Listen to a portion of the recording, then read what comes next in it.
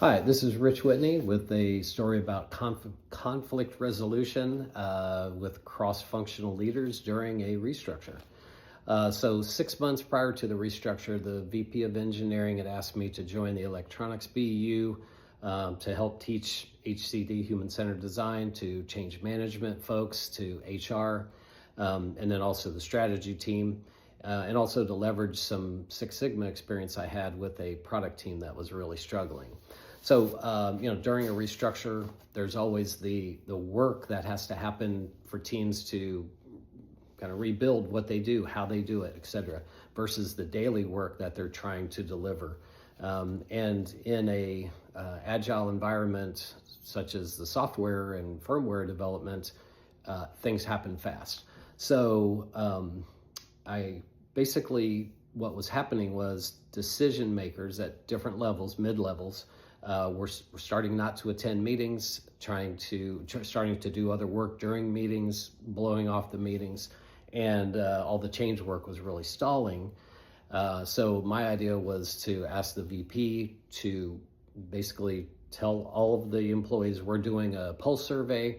We need everybody to participate. So we asked some simple pulse survey questions, but also I added some questions about what kind of constraints, what kind of preferences people have working through change, and then also what kind of fears did they have? What needs did they have that weren't being met?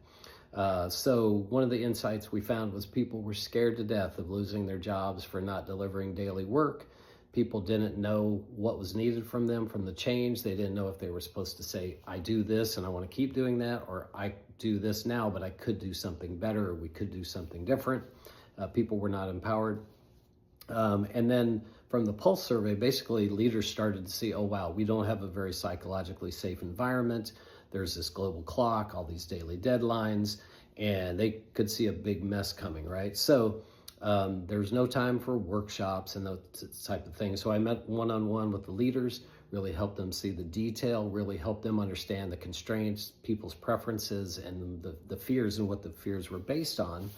And so from that, basically, we got them to go to each of their leaders, the decision makers in their teams, and push them and basically say, hey, look, this is what we need you to do. However, we're still going to deliver our daily work because based on the schedules with India, the UK, mornings were bad for everybody. It was decided one afternoon a week, teams would work on these, on this change work, and that people would all be given 2 hours a week to do some homework or some work to do that. So there was a lot of work for myself, change management folks, to develop out templates and agendas and help people on these self-serve workshops, these little mini workshops that they could work together to find a better way to work. And then also to present those ideas to their leaders and ultimately the VP, which caused a lot of angst, a lot of pressure on people that they weren't used to. But then we started talking about prototyping, iterating, and the leaders, employees basically began to take a more prototype-based approach to their ideas, knowing that they could put the ideas out there, get feedback, iterate, change, make suggestions, do these things, and work in a much faster, agile-based way. So thank you very much.